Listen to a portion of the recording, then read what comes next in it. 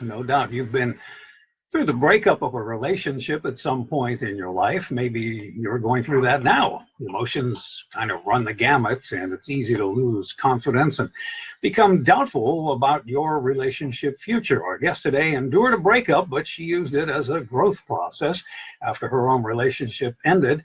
Author and counselor Rebekah Freedom McClaskey developed and practiced a series of small step-by-step actions that ultimately helped her heal her heart and live in peace with her destiny. Rebekah Freedom McClaskey is the author of Breakup Rehab, Creating the Love You Want. Rebekah, doing these interviews, probably seems like pulling the scab off an old wound over and over, but I gotta ask, what was it about your own relationship or your experiences that just pushed you to say, I gotta write this book? Oh gosh, I don't know that any good artist can really answer that question, except to say that we're all gifted with the talent, and writing is mine. And so, and I am very much like Taylor Swift in that I write about my breakups. They're my muses. Oh, I see. Okay, so it's just the general atmosphere that something like that creates. Well, anyway, that's a good answer, Rebekah. When they're growing up, girls tend to make relationships an important part of their lives, whether it's inborn or through conditioning. And what was your childhood like? Any kind of input that was good or bad about relationships in general? Oh, we'll just go deep right away. Okay. No dinner, no movie. No. We cut to the chase. Yeah. Yes. We'll just cut to the chase. Yeah, that's right. No, I had a screwed up childhood. My parents fought all the time, and I grew up. Actually, I was born in Bible school, and that was right after all the hippies. My parents were very much hippies, acid doing, cocaine sniffing people that found Jesus in the 80s, and then after that happened, I was born. So they've been together about a decade by the time I came along, and Italian mother, full Italian, born in Italy, and my dad was German and Irish, and so that was a pretty common combination. They met in South Dakota, and they were just, pistols. Oh yeah, I know. I have. Yes. I have an Italian mother, and it was loud, and hands were moving, and advice was flying all around the room, and as a little kid, you kind of, which way do I go here? What's going on? Yeah, I get that. Anything in your childhood or otherwise that gave you any indication that you might be moving toward helping people with healing their relationships? Sure. Yeah. I mean, I recently kind of learned, I went to a healer and she pulled sort of my life path card, and she said, your life path is to learn partnership. I was like, wow, by screwing them all up, like doing terribly with them, because I clearly have a lot more lessons to learn before I stick the landing on this. So certainly, growing up with fighting parents, my dad, he was sort of absentee. He was off cheating on my mom all the time. And my mom was angry all the time. And just, sort of, I was her scapegoat for that. So that creates quite a storm. But in the midst of that, there was also being raised in the Bible, being raised in church, and then being raised with my dad as a chiropractor and a hypnotist. So I got really interested in the esoteric things by like age 8. And that led me down the path of becoming a counselor. Yeah, I'm just curious, you were raised in that religious atmosphere, and of course, in a household like that, you're going to get the indoctrination. Was there any undoing of that kind of stuff that you had to go through? It seems like you'd have to undo that stuff before you get to your destiny. Absolutely. I'm so thankful for my Christian foundation. Like, it certainly has carried me in my really trying, challenging times. Like, where could I go but to the Lord? And my dad, after he pastored for a while, left the church and he started studying Carlos Castaneda and Rudolf Steiner. Casey. And so I was raised in a very alternative household. He wasn't like a Bible thumper. He was also like a motorcycle guy and just sort of a rebel. So I had quite a menagerie, quite a colorful upbringing. So I didn't have to like deprogram myself. I was exposed to a lot. And just as a disclaimer, we're not bagging on any particular religion. Just had to bring that up, as part of the process here. You have a list of 12 steps in the book, Breakup Rehab, and the first would seem to me like one of the toughest: let go and forgive. And when we talk about relationships at a time of breakup, how do we start the let go and forgive process? God, well, life has been kind enough to give me a breakup to remember how horrible they are. So that happened 2 months ago. So my answer has changed in every sort of podcast I've done. And today, I would say the let go and forgive is extremely hard if you continue to focus on the breakup or the past relationship. But the minute you switch into service or learning something completely different, like learn about like ficus, learn about how grass grows, learn about like, engines or whatever, it really makes letting go a lot easier. Like where you put your focus actually expedites the process of letting go. Now, forgiveness is something that will be a lifelong journey because we're all doing the best we can with the information we have at the time. And sometimes we just simply do not have the skill set to pick a person or be with somebody who wants the same things we want. And so therefore a breakup happens. And just to be clear, we're not saying forgive and condone any terrible things that were done to you. The forgiveness is different. I guess you're forgiving yourself in a way too. That's the most important thing. Like, it's just about saying, you know what, I tried. And ultimately, it sucks when you're left with a lesson instead of like getting what you actually wanted. But sometimes learning that lesson is going to be so crucial in you getting what you actually want. Does that make sense? Yeah, absolutely. Yeah. And compassion comes into play too, which is different. How does that figure in getting over a breakup? There's just a moment that you kind of look at the person across the aisle that you were with for however long, and you just kind of are like, hey, me too. We all have to go our own way. We have to walk the path before us. And a lot of people, that means sometimes staying together and really grinding it out and working it out together. And sometimes it just becomes, there's just a moment where you're like, fundamentally at our core, we don't want the same things. And so you are compassionate to say, like, I really have to be responsible for my own life and to let the other person do the same.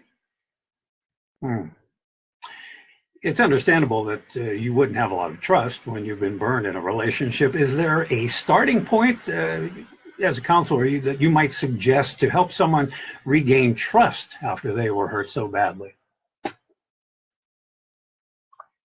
Well, I'm learning to, as far as trust goes, I'm going to kind of give a complicated explanation and then distill it down. All right. So first of all, you have to trust that life is so much bigger than your heartbreak. And I mean in the respect that when we go through a heartbreak, it is so central to who we are as human beings, surviving, coupling up. It gives us purpose and meaning oftentimes to be in a relationship and even more so to be parents, right? There's a lot of purpose and meaning in that. And you just give your whole life over to it. You trust it implicitly. You say, this is worth my time and I'm going to invest in it. And when it falls apart, you feel befuddled, betrayed, lost, Oh, yeah. all of those things. So trust really begins like saying like, I wanted that so badly and it failed me and I feel like I failed, but to be like, life is so much bigger than this event. There's so much more to experience than just this one person, you know, just this one moment in time. Like, have I been to the Taj Mahal? Have I been to Hong Kong? Have I traveled the world? Have I eaten all the food I want to eat? What experiences are left to have? And then you trust yourself that you can still have those experiences. And you remind me of something that, well, you take me back just a minute ago when you mentioned service. I think the thread here is that we're getting out of ourselves. And when you mention service, I'm thinking maybe something just as simple as giving your time to a cause outside of yourself. I mean, I'm absolutely in the different programs I have on my website, the 12-week detox and the 6 weeks to heal a healed heart. Like, that's something I'm so emphatically weaving into it is there's a volunteermatch.com, which pairs you up to different nonprofits in your site or places that need volunteering. And so the sooner you can go, like, help an elderly person or help pets or help a historic site or, you know, go clean up the beach or whatever it is, the sooner you can do that, like, immediately after your breakup, just be like, what can I volunteer for? It completely changes the energy of things.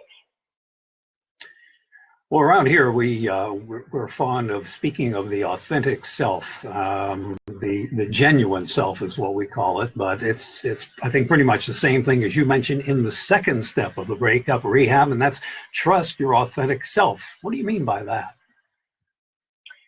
Yeah, so there's a part of you that knows that you're going to get through this, right? That there's a place. I really use the phrase that God can dream a bigger dream for me. So you can say the universe has my back, or you know, spirit is working through me. Whatever phrase you really want to use as your mantra, that is the same. That it's likened to saying trust your authentic self. That there's something bigger unfolding here than maybe what you expected. And I just want to say, for us controlling types, i.e. Italians, okay. really hard. It's not memories. Like, it's like impossible. You're like, I want to control everything. Oh, yeah. You're my husband. Yeah. I dated you 1 hour. We're clearly getting married. Like, I have a plan. Please sign on the dotted line. You know? Yeah. Oh, yeah. So, to be patient, also to be patient with the unfolding, to really slow down and take your time to get to know the person that you're, you know, falling in love with is part of trusting your authentic self. You just trust yourself that you're going to be okay if you go slow. Yeah. And I think, and you've mentioned in the book, you have disciplines that you're fond of. I think yoga is one of them. It seems that a yoga practice could also be very helpful here. Yeah, yoga, and the thing about it is, like, I've really noticed how complicated my mind will try to make something. It's like, oh, you got to get up and go to the gym, and you got to blah, blah, blah. And it's like, you literally have to roll out of bed in your underwear or naked, if you sleep naked or whatever, like, and you just stretch.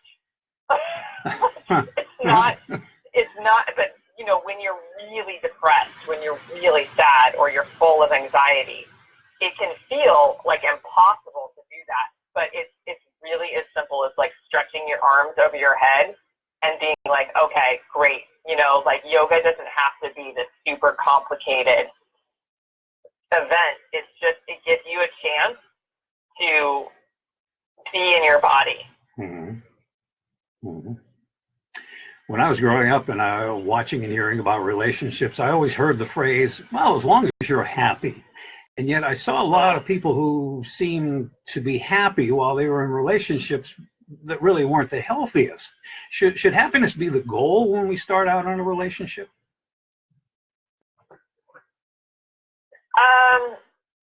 You know, I wish.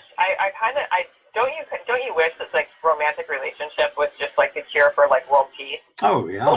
Yeah. That'd be amazing. We found our person. Down and the dirty, rest of their quick. life. Yeah, Yeah, absolutely. I'm not gonna have any problems anymore. And we treat it like that, right? We treat it like that. I'll find my person. There'll be no more problems. It'll be great. We'll be happy.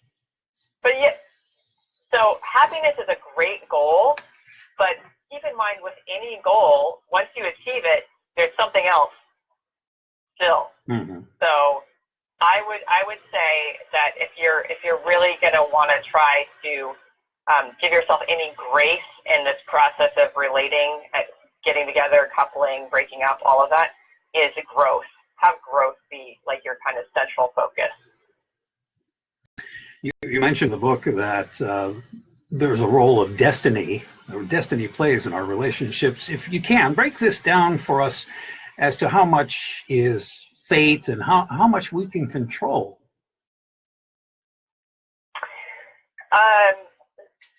I was in this sort of, because I'm a psychic, I'm an intuitive, whatever that means. I just have extra sensory perception, which is, it's terrible to date me. It's horrible. Because I see, I see things that's coming, but I still get blindsided by being broken up with. It's like this weird dichotomy. But when it comes to destiny, when I was writing the book, what I was really kind of seeing and is channeling is there is a greater force. There's sort of like this, our bodies, if you think of our bodies as a blueprint in where we're born geographically and the socioeconomic status we're born into and the parents we have, that is all sort of a blueprint for our destiny, right? Like as a white female, I'm going to be treated just societally different than a different race. Given where I am culturally in the country, so that's a form of destiny. Like your body's a blueprint of destiny. Now, what you do with it, like how you decide what choices you make, if you choose to go to school, not go to school, the places you put yourself will totally influence how your destiny unfolds. So. Does that make sense? Like your body is the blueprint of destiny, and your mind, your psyche, your willpower, the inspiration inside of you is sort of like the engine of destiny. Yeah. The word compromise comes up a lot in relationships. We have to compromise. How much should we compromise in a relationship? Is there, obviously there's a cutoff point, but how do you know you're doing enough compensating or too much compensating? What's the gauge on that? As far as the compromising, I want to kind of just tie it into the destiny thing and just simply say, and I say this in the book, and this is a good mantra: you cannot lose out on what is meant for you, and you cannot hold on to what is not, no matter how much kicking and screaming you do. Right? You simply. And some people really go to extremes to try to hold on to what they want. So when it comes to compromising, I would fold that phrase and that thought process in as well, is we can lose ourselves in relationships trying to hold on to something that's just simply a lesson that has expired. And I know this because, like, I have a very... going back to my early childhood pattern, my dad would leave all the time, and I felt very much responsible for him coming back, being like the oldest child, and being like, if I'm good enough, then dad will come back. So oftentimes when I am in relationships, I find myself over compromising my integrity, what I actually want. So the simple answer to this question is set your boundaries, know what you want, and hold to them. The word intimacy to me means I compare it to a meal, an Italian family meal. It takes all evening. You enjoy every facet of it. You savor it. It's not something you do quickly. It's not necessarily just physical, just a taste matter. There's a whole series of experiences there. And to me, intimacy is more than just, well, what kind of sex do you like? Or it always goes back to sex from oftentimes, not always, but I mean, a lot of times people will say, oh, I know you want this. You want me to swing from a trapeze, or you want me to, no. Intimacy means, yeah. Well, what does it, let me ask you, what does intimacy mean to you? Can I swear on your show? I think we sent the censors out for the day, so go right ahead. Yeah.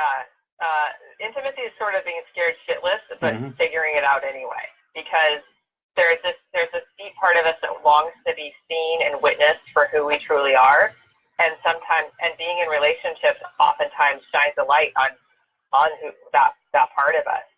So intimacy is like being able to go through the discovery process of who we are in this lifetime, our personality traits, our strengths, our weaknesses, our buried parts in our subconscious. And, you know, your partner oftentimes will reflect those strengths and weaknesses back to you. So intimacy, I think, is the most purifying, most challenging, most rewarding process of like love and connection. Very good. Very good. How do you feel about, and they've launched a million sitcoms on this, but how do you feel about non-committal relationships, sort of the friends with benefits type of stuff? Well, I'm a slut in recovery, so I think they're terrible. Like, honestly, I've hurt my heart so many times just doing that kind of short-term relationship. It's just like anybody eating fast food for their primary meal. Your heart rate's going to go up, your cholesterol. It's not going to be good for you. So I just think, as old school as that sounds, because people want to be sexually expressive, you know, there's some people wired for that. I'm not one of them. I really think that monogamy and commitment and is a higher path. You know, a lot of people want to sell me on polyamory as like this evolved way of being in a relationship where you can have multiple partners, but I don't buy it. Yeah, I don't buy it. I think being committed to another human being and really working through life together is way better than these throwaway relationships that we get ourselves into. I agree. I really agree. You have a private practice. What are the biggest challenges you find your clients have when they deal with getting into or staying in a relationship?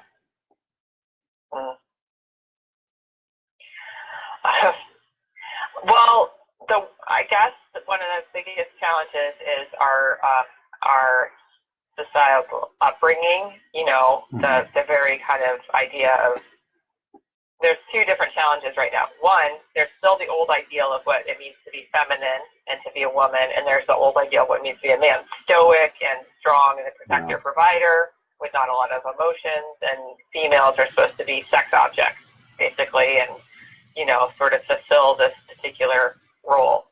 So we're confused about our roles, and then in addition, we've added a lot of fluidity on top of that, gender fluidity, sex fluidity. So a lot of people we're just don't know our ass from our elbow. We're just so confused about how to connect.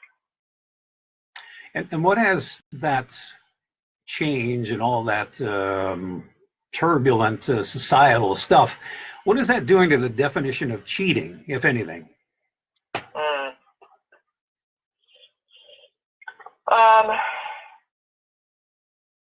That's a really great question. Again, polyamory, I think, is just a very sophisticated way of saying, you know, like there's a lot we can learn from the polyamory community in that they really emphasize open communication, honest communication, sort of freedom of expression. I think all of those are beautiful things. But ultimately, we're responsible for our own boundaries and picking people that are safe, that are emotionally safe, emotionally available to be around. So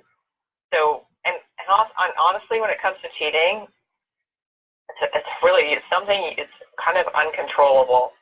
it's an uncontrollable factor. Like you could try to get with somebody, you hope they're faithful to you, and if they're not, then you have to really respect that boundary violation and figure out how you want to move forward after it happens. Mm-hmm. Mm-hmm. Yeah, I hear that authentic self coming out. You've got it. That's your anchor, and you have your way, and people are going to do what they do. I guess there's really you can't rehabilitate people. But we don't come with like we don't come with our bodies are the blueprints of destiny, but we don't come with like a guarantee, like 90-day trial, and if this doesn't work out for you, it's like ultimately biology has women getting attached immediately. The minute we kiss a guy, we're sort of attached, and it takes guys typically anywhere between 1 month to 2 months because of their testosterone to become emotionally attached to a woman. I don't necessarily know who designed that. I think that maybe we should go back to the drawing board. But there's just that factor that the male body is wired different than the female body, and therefore the behaviors, how we cope with life, is gonna look very different. Mm-hmm. What do you most hope readers are going to take away from this book, Breakup Rehab? Well, I hope to take away buying lots of coffees. No, I'm kidding. I hope they take away that there are steps to be able to get through a breakup. It can really seem just so devastating, insurmountable. Like all you want to do is just get back together with that person, or if you left them, all you want to do is have them leave you alone so you can move forward. And the difference between Breakup Rehab and a lot of other books out there is that I include humor, I include a bunch of tools for people to use, like academic skill sets, some spirituality, and just a really, easy read so that people can have everything at their fingertips to move forward. So in the simple answer to your question is what do I want them to take away from it is freedom, the ability to set themselves free. Where will we find your website? My website is RebekahFreedom.com. That's REBEKAH freedom.com. And the book is Breakup Rehab, Create the Love You Want, from Rebekah Freedom McClaskey. Rebekah, that's it for my questioning. Thanks for doing the interview today, for writing the book, and for your willingness to lay out your own personal life in the process. Very refreshing, and we all appreciate it. Come back and talk with us again, please. For sure. Thank you so much for your time. My pleasure.